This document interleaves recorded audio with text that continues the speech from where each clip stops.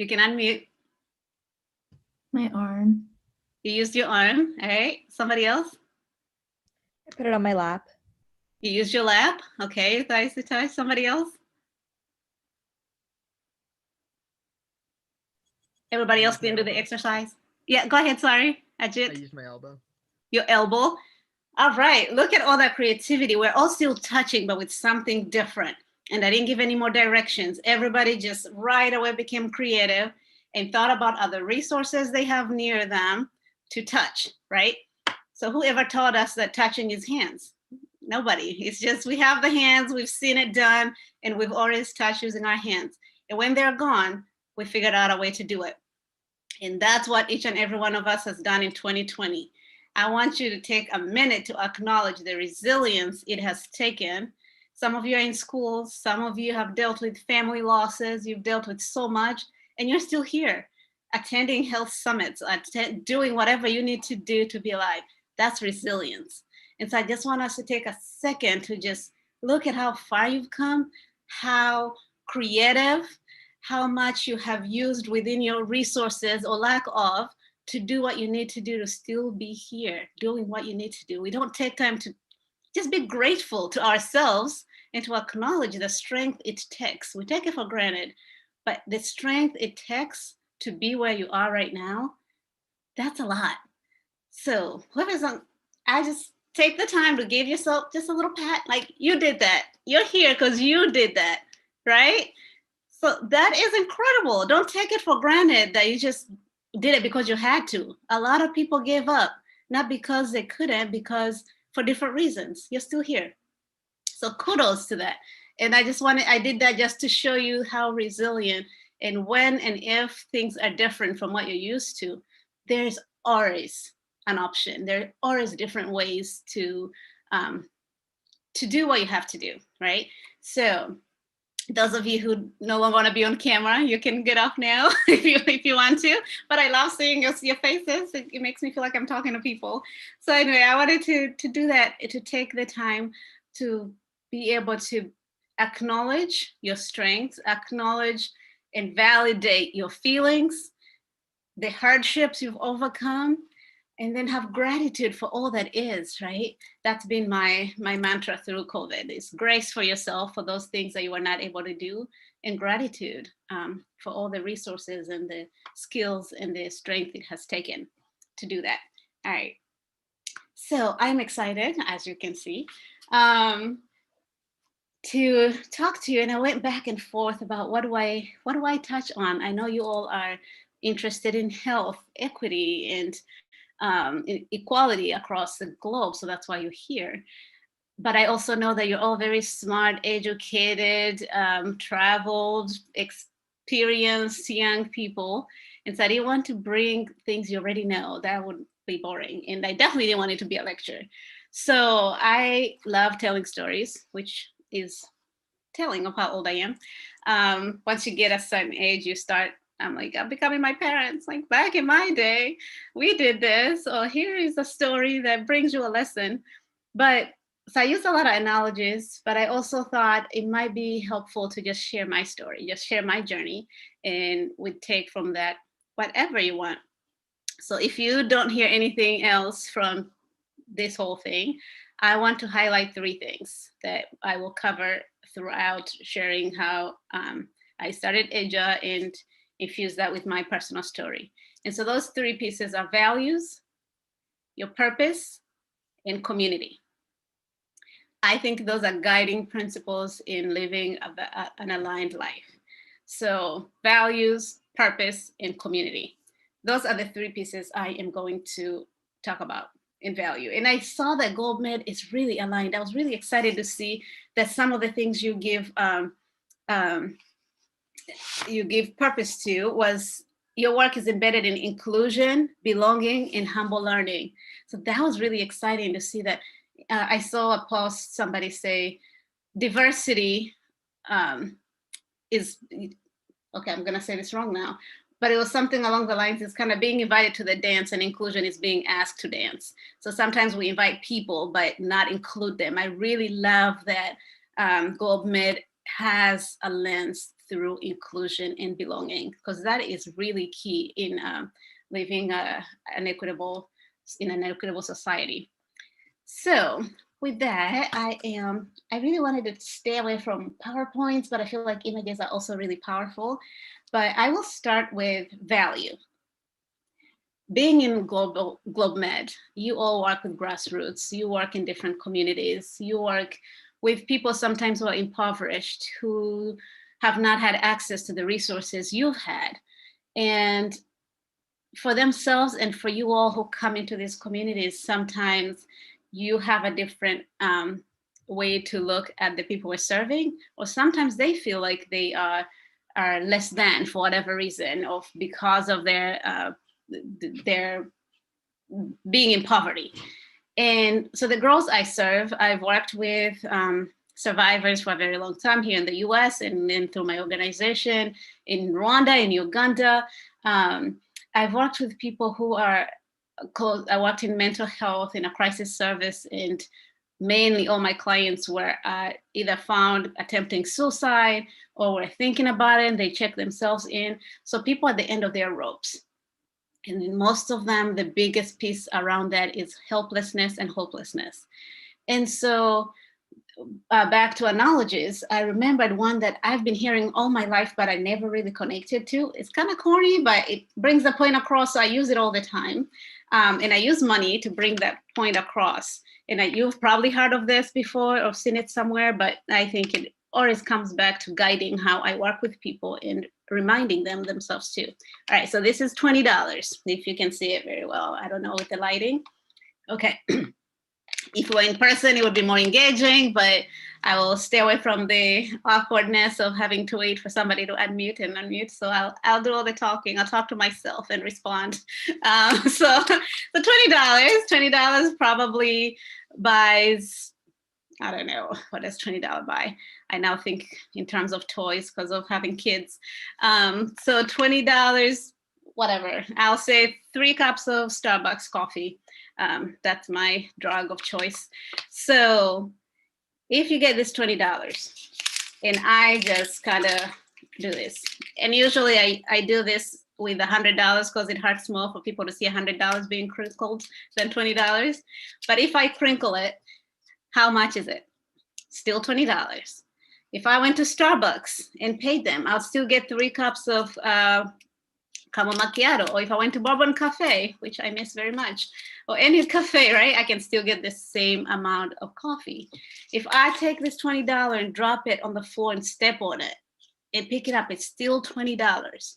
If I throw it in the trash, still $20. Who would want this $20 if I offered it right now? It's a pandemic, right? A lot of us would still want that money. Yes, right, Ajay, Matthew. So we would still want the $20. And the point is, no matter what it's gone through, obviously doesn't look the same way it did when I opened it up. Its worth and its value never changed. It will still get me what I want to buy that is worth $20. Its value was assigned at creation, so to speak, from the Treasury. They decided that if this president is on this piece of paper, it's $20, no matter what you put it through. And I like to remind the people I work with, and to remind myself too, not only for me, but also for how I see them, that whatever they've gone through, anybody you come across, their value was assigned at birth. What they go through due to poverty, due to trauma, does not change who they are. It does not make them less or better than you. If another $20 was straighter than this, they still all do the same things, no matter if it just came right out of the bank and it's nice and crisp, still buys the same things. So I like to use that first and foremost to remind us of the value in each and every one of us is innate. And so your what you've been through, your past doesn't define you, and definitely not your resources. So to see each other as equal, as deserving, and see ourselves as equal too. And so for those who go through the hard times, and we each have in different ways, to always remember, no matter what, your value, you're priceless. And it was assigned and defined before you came to this earth, and nobody can take that away from you. So if you forget everything else, if you log out halfway through, don't you forget your values. Like your vibes too, Patrick. So there's that part. So now I will walk you through as I go through. Let me share my screen. I hope I have the rights. Okay, great. We do have. All right. So can you all see it? Oh, okay. Can you see this? Yeah, great. Thank you. Because I can't see everyone anymore now. That's why I didn't want to do the whole PowerPoint stuff. But as Elizabeth so nicely said, I started EDJA in 2015. And I'll give you a quick background story just because the story's everywhere. So if you've done it, even a little bit of stalking, you've probably had the stories, which we all do nowadays before we meet anyone. But so in 2015, I go to Uganda. And I was thinking in terms of mental health. Nyaka is the organization I went to visit because they do schools and clinics and this holistic approach. It was really impressive. And at the time, I was also married to the founder. So I went to see what can I do in terms of mental health, because we all forget that. And not that we forget it, it's just not been part of our conversations. And before I keep going, Sarah, Elizabeth, can you please keep track of time for me? I get excited about these things. And so give me a little 5-minute warning so I can wrap it up. Otherwise, I'll keep y'all all day talking about these things. So I'll keep this short, maybe 20 minutes, and then we can have a discussion and questions and learn from each other. Great. So I went in thinking, all right, I'm a therapist or whatever, all this good stuff. What can we learn here? How can I help in terms of mental health? And prior to 2015, a quick background, I'm Rwandan. I had grown up in Uganda as a refugee due to the genocide and instability in our country. Moved back in 1999, right after the genocide, 99, 94. Right after the genocide, and then came to the US in 99. That's where I was getting myself confused. So moved to the US in 99 as a 14-year-old, culture shock, teenager, get to learn all this, everything US has to offer, including racism, and seeing myself as Black for the first time, where before that was not an identity, that's just what everybody is around me from where I grew up. And so moved to a small town where the only Black people there were all pretty much related. And every messaging we have gotten around the US was so not what it was once I got here. But anyway, went through school. And the first time I heard about psychology, I was like, that thing, healing of the mind. And for all my Rwandan sisters and brothers on this call, and really in general, a lot of us, we don't talk about things that are important. So in Rwanda, especially, we don't talk about feelings. We don't talk about anything that will make anyone uncomfortable. We all stay very calm and collected, and your job, especially as a woman, is to just be pleasant and smile. And then you deal with that stuff on the side later by yourself. So don't embarrass your family, and you definitely don't bring up people's secrets. So when I heard about psychology after what my country had gone through, I said, that's what I want to learn. I want to go back and help my community in talking about these traumas so we can all heal. So I did that. I got my undergrad, I got my master's, and I said, before I go farther, I want to go put this to work. Moved back to Rwanda, packed up, because that was my goal. My purpose was to heal my people. I moved back to Rwanda, and I worked with women who had been assaulted in the genocide and who were currently living in either violent spaces, domestic violence, or poverty.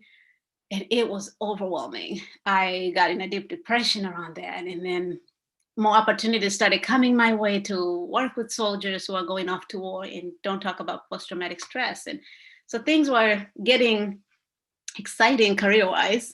Then my mom and dad get in a car accident in Michigan during winter at that time when I'm in Rwanda.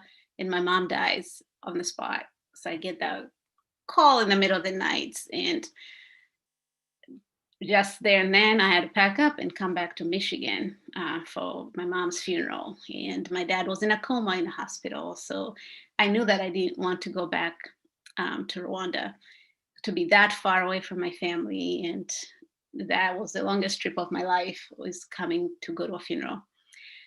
And I say all of this to say that when you know your purpose and your calling, it might not take the path you expect. So I thought, I'm just going to get this education, go to Rwanda and change the world, and just kind of keep on living on.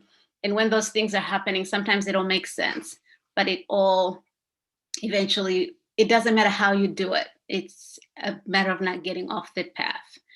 And so I knew that my calling and purpose was always to heal the minds of people. And we're all connected. So it might not be Rwanda, but I'm in the US. I can still do something. And so after that, I worked, I won't bore you with all that, but I kept staying on that same path.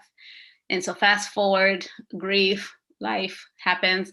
I get married during that time. I have 3 kids during that time in 2 years.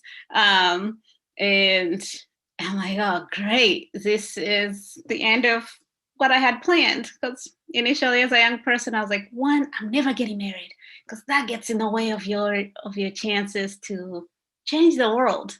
So you can do what you're called to do, no matter where you are and no matter what situation you're in. And that's the purpose part. It's not your situation. It's what you do with it. In every situation lies an opportunity to live according to your purpose. And most people confuse purpose with careers. Not the same thing. You might have a whole career without purpose, and you might have purpose that is not within your career. So you do wherever you're planted, bloom. And a lot of people, I think it's Mark Nepo who says, the flower doesn't dream of the bees. It blossoms and the bees come. So when you continue to work on yourself to blossom where you're planted, to blossom into what you're called to do, the opportunities will come so you can expand and do the work you're called to do. And so fast forward, I go to Nyaka during the time I'm raising my little ones. I have twin girls and a boy, and I'm asking about this. So trigger warning, these next stories kind of include sexual assault. I will not go into details, but if anybody wants to take that time or to mute me for a few minutes, just so if that's triggering to you, this is the time to do that. Okay. So I show up to Nyaka, and we're asking about what some of the issues these kids face. And the teacher, without even thinking twice or any warning or anything, goes, there's a 9-year-old in class who was raped yesterday. And I'm like, did I hear this right? I'm sorry, what? Yes, 9-year-old assaulted, and nothing happened to that person. And it turns out, this is when I was learning that in Uganda, you have to pay the police, you have to pay for medical. And so most people don't have that kind of money. They can afford food, let alone medical treatment, if it's not absolutely necessary in their point of view. And I guess rape of a girl is in that same category. And that just, like, okay, what do we do? I get this girl out, I do a little crisis counseling, and take care of the situation, pay the charges, put the perpetrator away, get her the medical attention she needs. And a week later, another little girl, they hear about what we did while I was still in the village. They come looking, and the grandmother tells me this 5-year-old had been assaulted by her grandfather, who was HIV positive, and they didn't come up with enough money, $5, not even half of that, to get her to the hospital where she could have gotten PEP that could have stopped the virus. So you all are working toward health equity. Can you imagine a 5-year-old's life taken away due to lack of $5? That was my breaking point. There was another case that came forward during that time, but I knew something had to be done. I knew this was my purpose, finding me where I was, even when I wasn't looking for it, so to speak. And so we took care of the situation.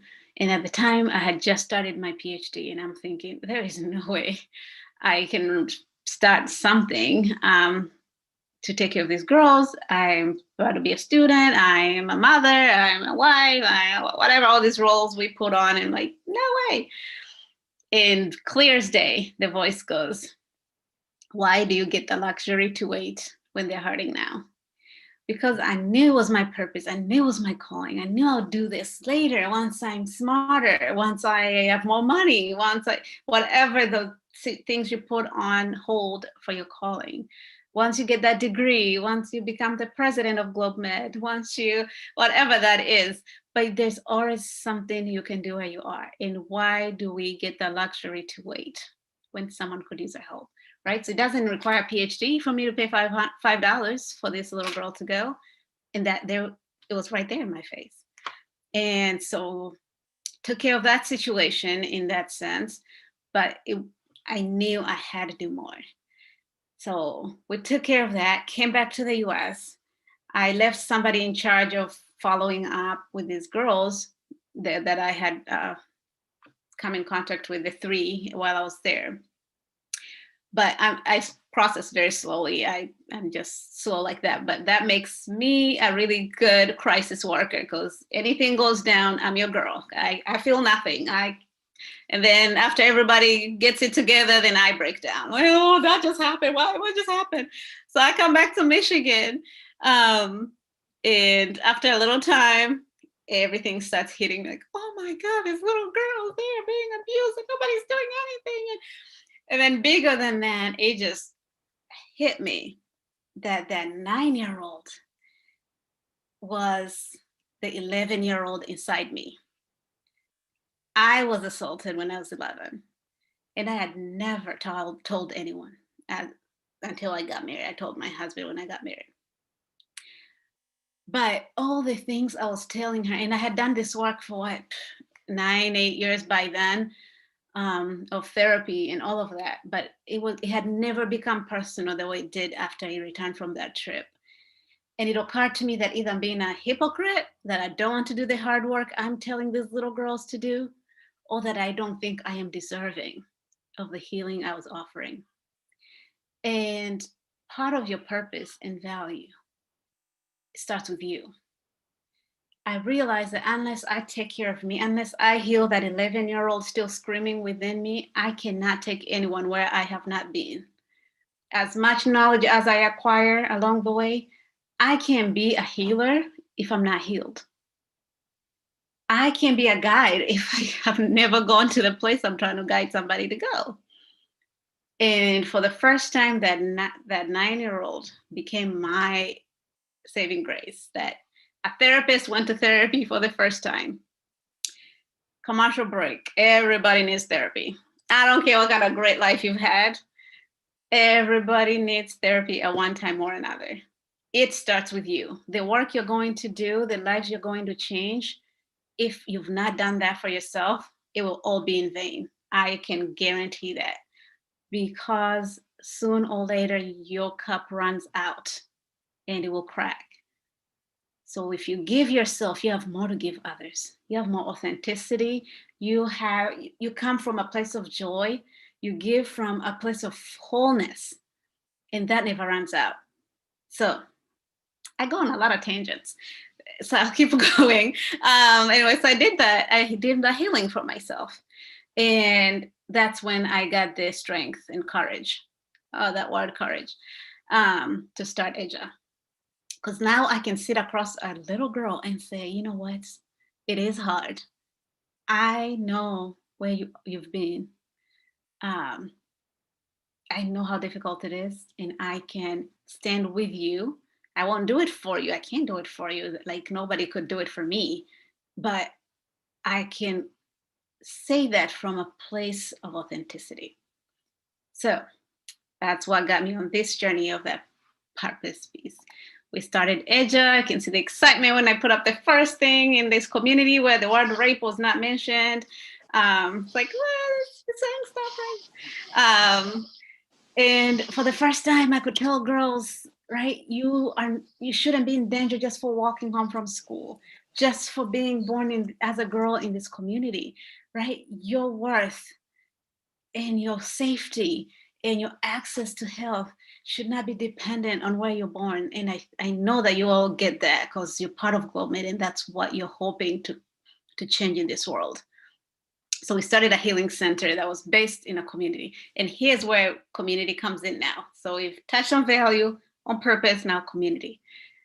One of the biggest mistakes nonprofits make, or people who have really great intentions, is coming in thinking they have the answers.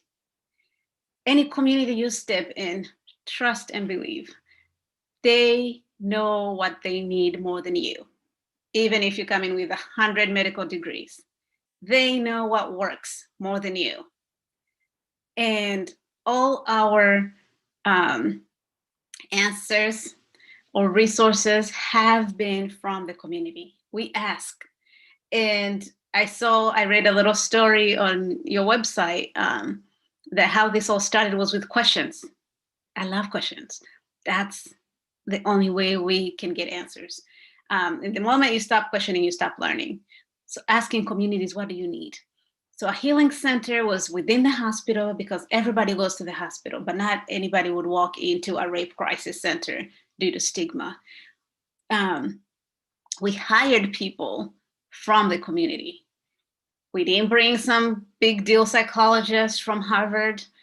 We didn't bring some whatever. It was a social worker who speaks the local language, who knows the way. Can you imagine if you had to walk these miles to get to somebody's house? You and I would not do that for very long. So hired a social worker. My first employee, I couldn't even afford to pay. Once you align with your purpose and calling, the universe almost seems like just comes together to make everything happen. So somebody approached me like, I'll do it for free. She was a nurse, and until you can afford to pay me. The healing center was offered for free by the hospital because they had not done this work, but they knew it was important. And I said, are you serious? Okay, let's do it. So we had a social worker and a legal advocate for two reasons. People needed an advocate on the police side because bribes and corruption, a lot of perpetrators would pay their way out and they don't make it there. And research shows when somebody has just faced a traumatic event such as rape, the first person they talk to or the first 24 hours can really determine the trajectory of their healing. So if you ever support, and I mean, 1 in 3 women and 1 in 6 men and boys have been sexually assaulted or harassed in one or the other. So anybody you're going to come across in any part of your work, there is a 1 in 3 chances if it's a woman that they have experienced some type of sexual harassment, assault, and rape. So this is, some of you are like, well, what do I need to know about this? It's not what I'm interested in. It affects all of us. So the part I was about to say, if you ever come across someone where you are in the position to support them who have experienced this, first and foremost, the 3 things and why the social worker was important is to say, I believe you, I support you, or how can I support you? And it's not your fault. Those 3 could be life-changing for any survivor. I believe you, it is not your fault. How can I support you? How can I support you is very important because control is the first thing that goes when somebody's assaulted. And when you give them that agency again, you're doing more than a therapy session would do in that moment. They want to feel that they have control over something. So another tangent. So those are working conditions where our social work they're this dedicated about the healing in this community. They came up with that. This is how an arrest would happen in Uganda. So this is the perpetrator over here. The police officer would walk them if they're not too far. If they're too far, that's when they require the victim, the survivor, to pay. And that's why a lot of arrests were not being made. That's where corruption was huge. And so for most of us would say, well, how much do you need for a car so you can arrest, right? That would have been my first instinct. But when you ask the community, they have the answers. And the answer surprised me. He wanted a motorcycle, $1,000. And of course he did, because did you see the roads? There's no way a car gets there. But if I'm thinking in my Michigan mindset, since it had changed a lot, I would think, well, let's just get a car, we can make all the arrests and da da da da. In the community, all they needed was a motorcycle. And that's where you see some nonprofits come in with their own solutions and provide a police car that has all the bells and whistles, and then it never does anything. And there are no solutions because we are telling them what they need versus the other way around. Anyway, involving all different people, especially those who are part of the problem, has also been a big thing. So part of community, involve everyone on every level. Everybody has something to offer. So in terms of SGBV, a man is very key. Men are key in the solutions because the higher percentage of perpetrators are men. So we need, and we know they're not the higher percentage of men in general. A lot of men are good men, but they all get wrapped into the same category. So we looked for the good men, say, what can you do? That's the police station, by the way. So when you're thinking of these big deal things. So men came around us, and this motorcycle now could transport the survivor with their family back and forth to court. And if you notice, all the pictures I'm showing, none of the survivors' faces are showing. And so that motorcycle would transport the police officer and the perpetrator. Bosco is our very badass Superman who makes arrests and helps the police do their job without any corruption involved.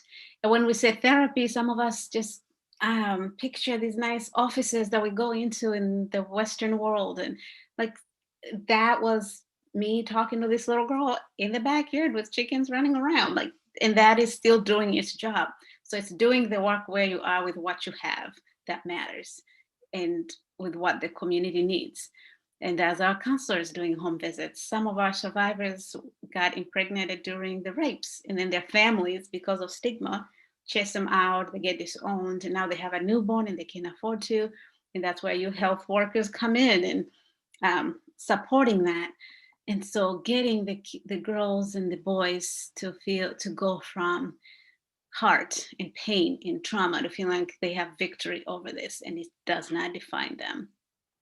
Educating the community so they're part of, and nonprofit work uses this word a lot that I hate so much, empower. I don't like that word for one reason only. It feels like the power is ours to give. But it is inspiring, because I prefer the word inspire because it is within them, but maybe they've not had the ability or the resources to access that power. So they already have it within.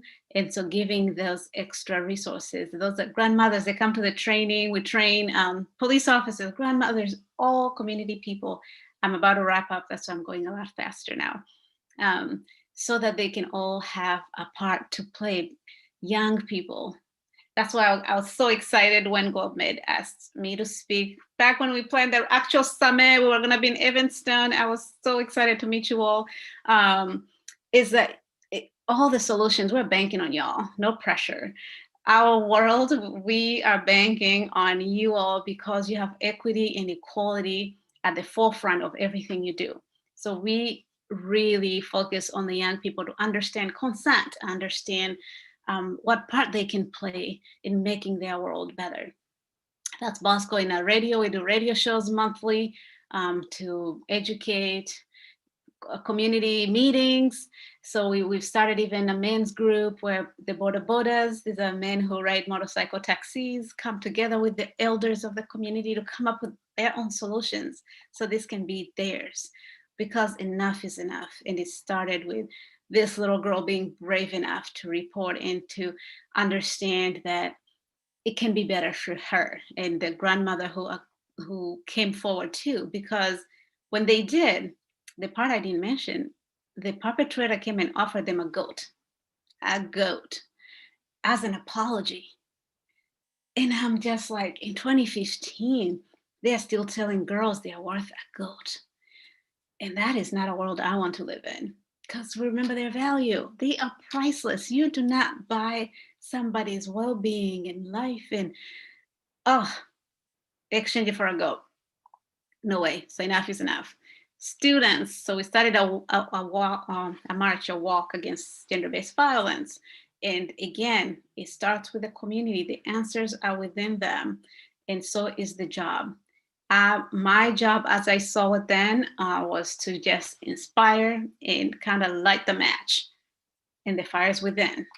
And police now were the ones leading and volunteering and coming up with ideas on how we can end this. We've opened 5 more healing centers now.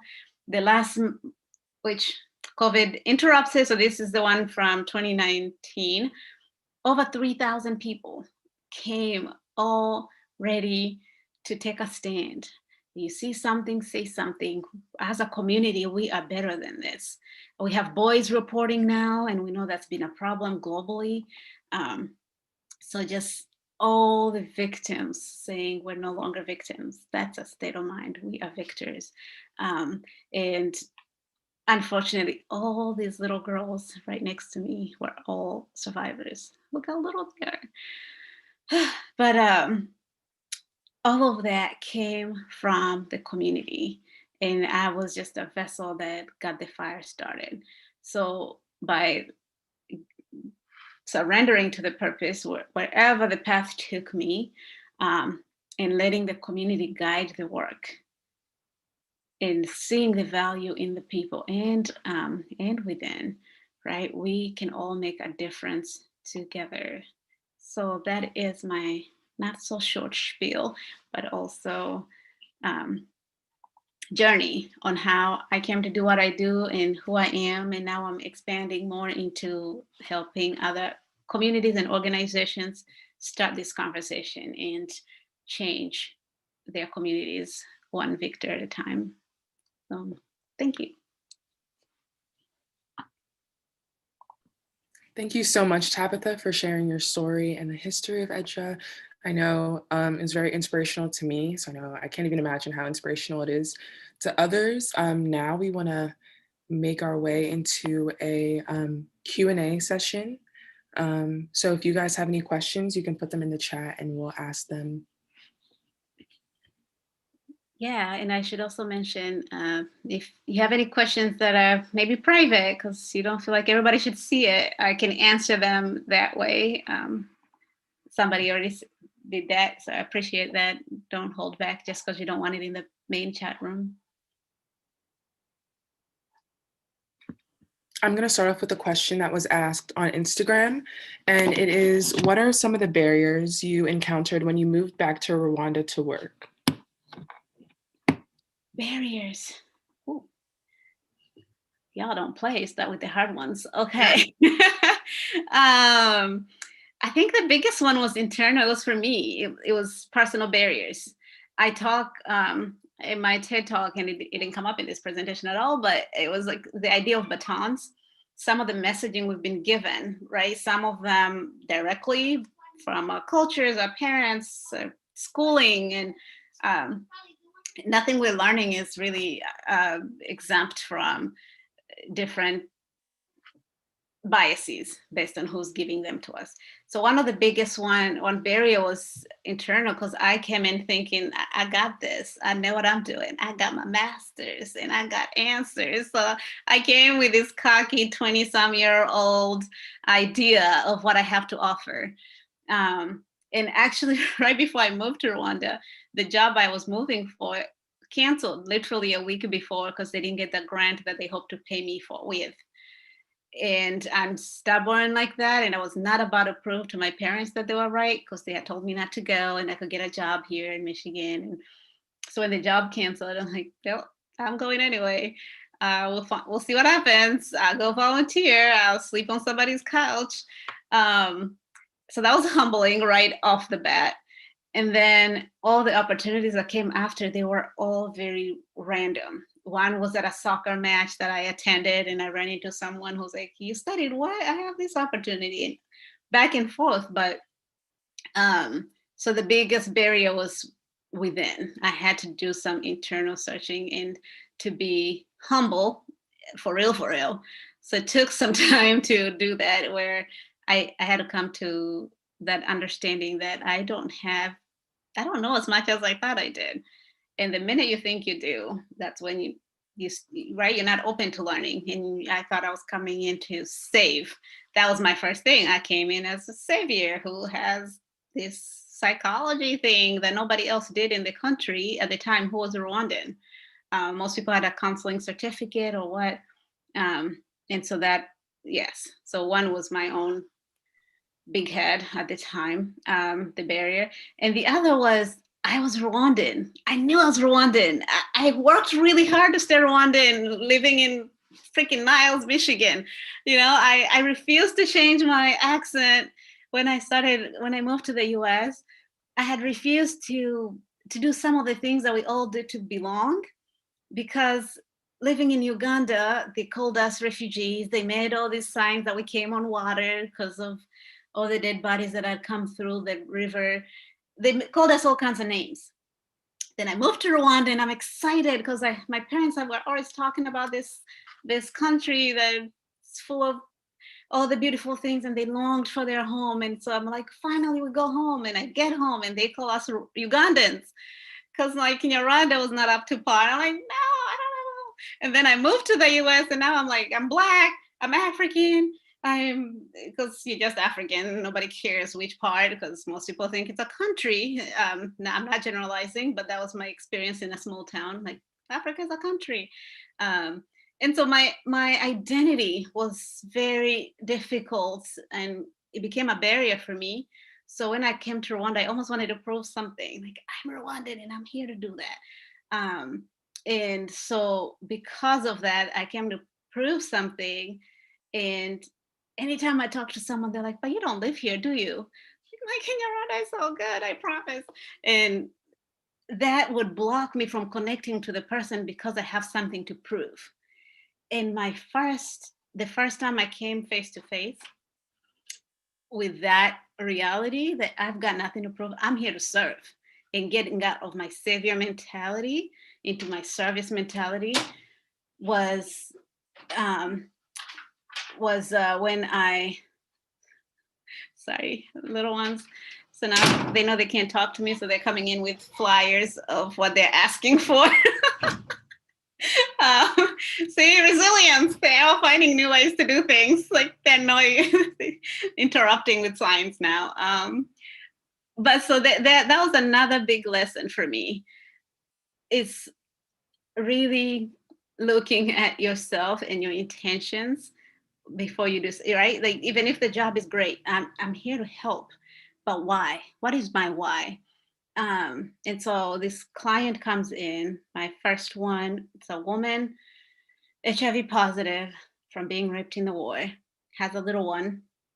And there's a superstition in Rwanda where if you tie agashumi munda, for those Rwandans on the call, that you don't feel hunger if you tie a little thread around your stomach.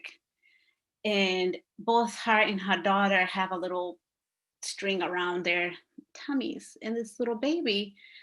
And she tells me her story, very flat affects of her experience in the war and her current poverty. They've not eaten for 3 days. Like, they've gotten little things here and there.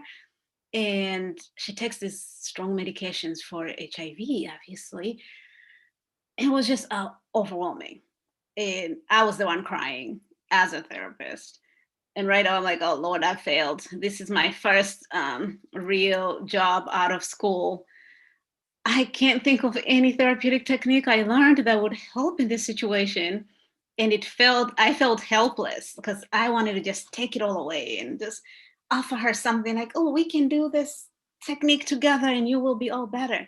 But there was nothing in the textbook. And I had to rely on the one thing and one thing only that we all have, is presence, empathy, and humanity, right? And what that was just to see her in her need. And her biggest need in that moment was not my fancy degree or whatever language or technique. It was food. Who cares about therapy when you're hungry? Who cares about any fancy, schmancy, whatever you can offer if you're hungry. And that really humbled me for the first time. I was like, okay, let's go get something to eat. And we just walked across, went to a restaurant, they ate, and I bought some groceries and whatever little money I had and give her, and that changed everything. She returned and kept returning and kept returning. For now, we could build onto that. But that was the first humbling moment. Is like, you're not here to use your psychology. Your biggest job in the world is to show up for people and meet them where they are at their weakest and biggest need. So that was the biggest barrier. I was my own barrier. And then the culture, I had to relearn, right? I had walked away for a very long time. I had not lived in Rwanda for over, at that point, I can't remember. I've been here for over 21 years, so I can't remember how long I had been at the time, but I had to humble myself to relearn what has changed since I left and how everyone is different, right? Just because we're all Rwandans doesn't mean we can all understand and see the world the same way. All right, I'll move on from that, sorry. Told y'all, I go on tangents. Reel me back. No, that's okay. We love listening to you talk. I have a question here from Samantha, and she's asking, I'm assuming from our perspective, what are some of the things that we can focus on to improve community communication and inclusion in our work? Ooh. Okay. You got me thinking well. I have a really corny story about that, but it really made me think about it in a different way. So you'll bear with me. Just see me as mom telling corny stories to make their point. Somebody told this story, I can't remember where, but he gives a story of a man, I think sets the stage in the Middle Eastern country where his wife was hurting really badly and calls the doctor. My wife has stomach issues and this and that, and please help. The doctor is asking, okay, tell me about the symptoms and all of that. And the man is like, he goes on about the symptoms. Like, all right, bring her in. I'm the doctor. I'll see what to do. Brings her in, and he does his thing, and he finds out it's the appendix. All right, does a surgery real quick. Appendix out. Life is good. They go back. And then a week or two later, that guy calls the doctor again. It's like, oh, my wife has the same symptoms. The stomach is hurting. And last time it was really fast and easy. Can I just bring her in? You take the appendix out and we can be on our way. And the doctor's like, can you tell me about the symptoms? Like, same symptoms. Just give us an appointment. We'll come in and you take the appendix out. And they go back and forth. And the doctor's getting frustrated. They go, sir, everyone has only one appendix. We already took it out. Your wife is fine.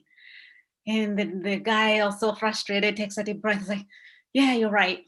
Everyone has one appendix, but not everyone has one wife. And so it turns out he's calling about his second wife. And the doctor is making assumptions based on his own experience.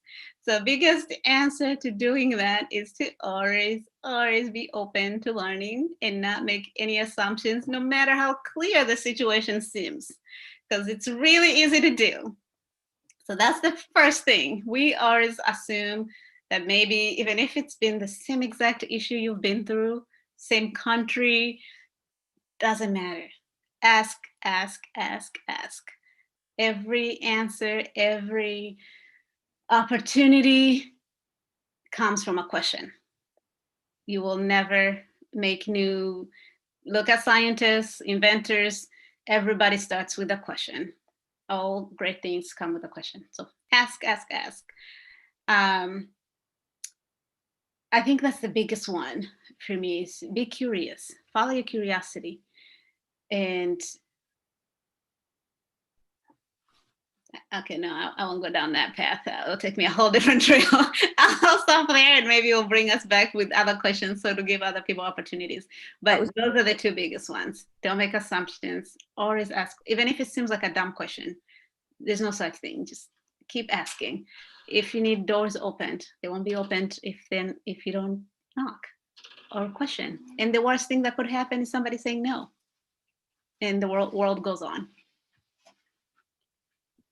Samantha, did you want to say something? I just that that was a great answer. Like you said you didn't want to go down another tangent. I can't believe you have more to say. Like that was very helpful. Thank you. That was a very good answer. Sometimes I can't believe I'm still talking to you. Yes, thank you. That's a great Yes. question, Samantha. Yeah, so the next question is from Matthew, and he asked a question I was wondering as well, which is how has the pandemic affected the work that you've been doing with EDJA? Yeah. Oh, the pandemic. It's affected everyone, right? In different ways. And that's why we started out the whole thing of with resilience. So people have come up with new ways of doing things. But one of the biggest ways it's affected actually globally in the SGBV world is that now some kids, a lot of kids, were finding a safe place at school. They were finding their safe places in places of worship, in all these different community things that they could no longer participate in. And a lot of people, the biggest myth ever told, especially to kids, was to fear the stranger. The stranger danger is one of the biggest myths. And when a lot of the danger is within their four walls, a lot of the abuse happens within their households, uncles, fathers, mothers, all of that. And so now they're stuck. Most of them were stuck with the people who are harming them. And that has been a really difficult situation where, especially working in remote areas, how to reach them. So we tried to use phone calls. We started visiting when they lifted the restriction of traveling because you couldn't go anywhere, even on a motorcycle, unless you're carrying. They had some crazy restrictions. But so the numbers went up of the people who are being abused and assaulted, but the response was slower because we couldn't reach them and they couldn't reach us. So once they lifted that, we could make phone calls. We would offer a toll-free way of calling us if they needed help. But again, if you're with somebody who is abusing you and you're a child, usually, they have the phone. So how are you going to take that phone to use that to get help? So that was the biggest piece, is numbers rising and responding being slower due to the restrictions. But now more and more we've found different ways to navigate that. Yeah, I think we're all being really innovative and finding new ways to help and connect through the pandemic. Yeah. Yeah. Another question is, in developing countries like Rwanda, men promise girls to provide them a living as a form of money. As a result, these girls end up getting pregnant, even in their early ages, so like teenage years. So the question is, how would you change the mind of such young girls who are in need of money and a living, that are, answering the promises of these men? Yeah. Thanks, please.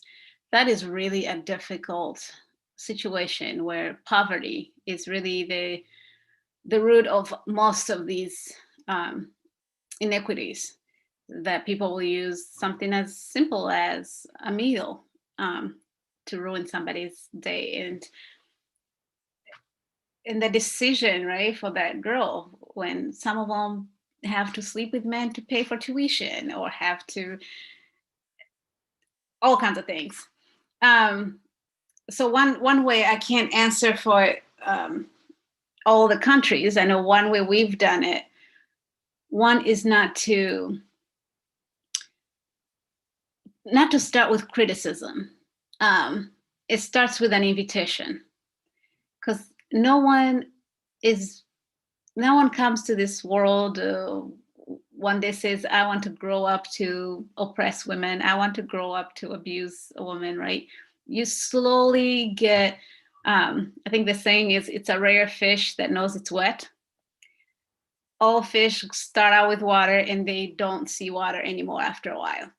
We're all born into this world of patriarchy, of racism, of sexism, of so many isms, that it takes work on an individual level to understand what all the messages you're taking in, the language we use.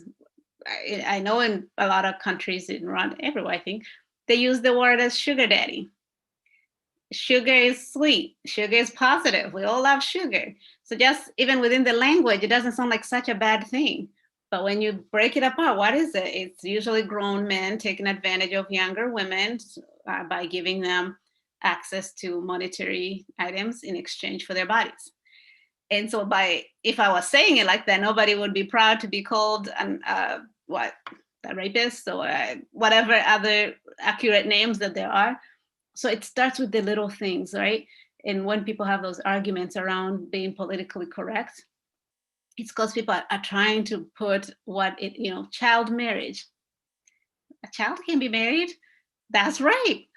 That's kidnapping. That's whatever you want to put on it. It's not child marriage. Once you make a child marriage, it sounds pretty and cute. Like the kids are cute. Marriage is wonderful. Those two things don't go together, right? So it starts with education, bringing awareness to where the problem lies. And it's not with the person themselves. We don't attack the individual. So I remember this specifically when I was training in this community, and I think it was the mayor or town council, some big deal person in that area. We had a whole day where I had the men write down questions they would never ask women about sexuality, about rape, about sexual violence, about anything. Nothing was off, but it was anonymous, and the women did the same. And we swapped our cards, and the women answered men's questions, and the men did the same. And we came back together to discuss. And I mean, the questions went all over the place. Some of them even asking how one would know if they're sexually satisfied, and these are grown men and they don't know what that looks like. If a woman, how, all kinds of stuff. But people don't have these conversations in a day-to-day. So this man straight up says, women, actually he was very specific. He said, Rwandan and Bachiga women do not know when they want to have sex. It's our job as men to force them.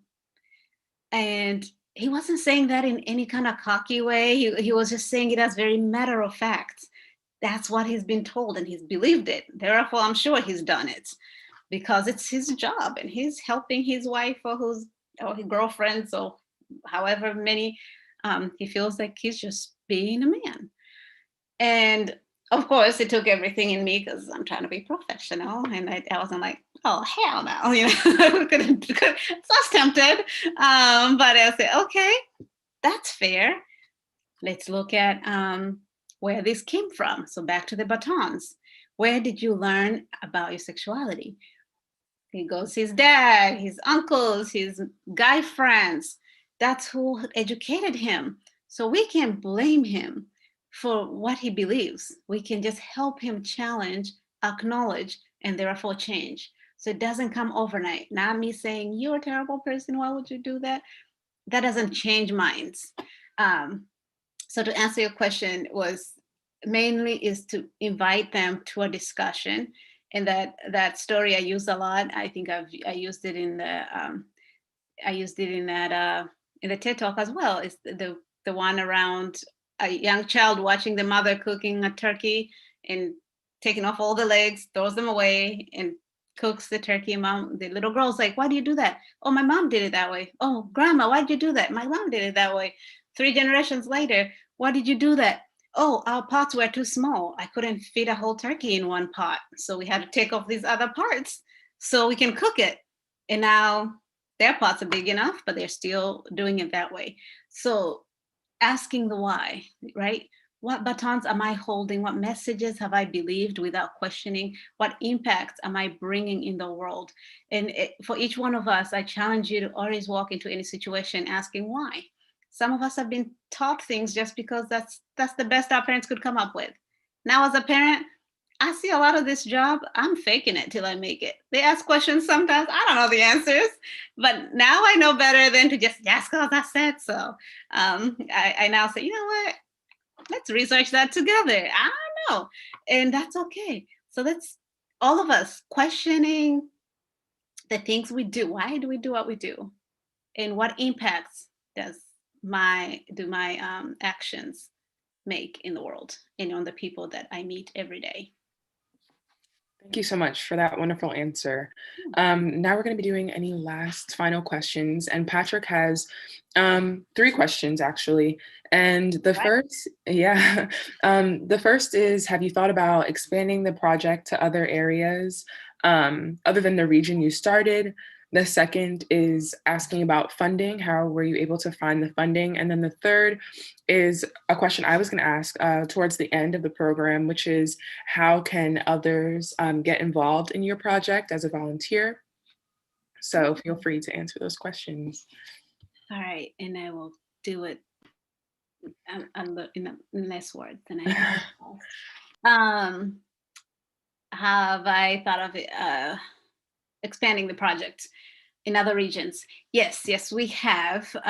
But as you may know, it is difficult, and we want to do it with good intentions and in a way that is meaningful, not just to have more healing centers for the sake of it, or just so we can say, oh, look at us, now we have everybody everywhere. So right now we're at a stage of building the model and implementing monitoring and evaluation so that we know what parts work, what doesn't work, what can be replicated and scaled versus what's really specific to this community. And then we can move into other places with the parts that work and have been proven to work, not just because I said so, that kind of piece. And then the other way I've thought about doing that is because I know that it's needed, and there's so many different parts of the region, the continent, where mental health and SGBV work is really needed, but most people either don't have the access or the resources, expertise, whatever it is. So that's why I'm starting 2021. I'm starting a consulting kind of piece on the side where I go in and train staff members. I train schools, other nonprofits to do this work. And so that's my other way of expanding it without expanding the structures, so to speak, if that makes sense. Well, what's the second part is funding? Yeah, funding is really through each and every source. So we do grants, we apply for grants all over the place.